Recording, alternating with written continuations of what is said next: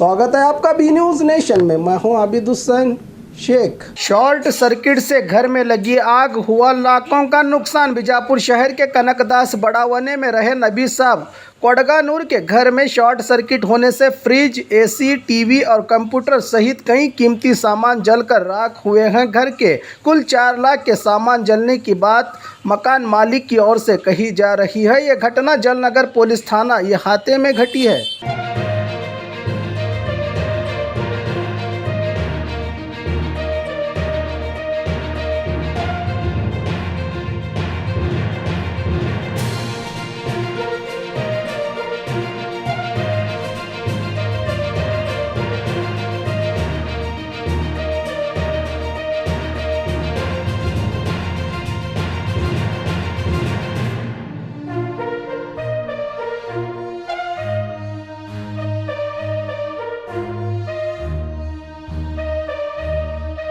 और खबरों के लिए देखते रहिए बी न्यूज़ नेशन।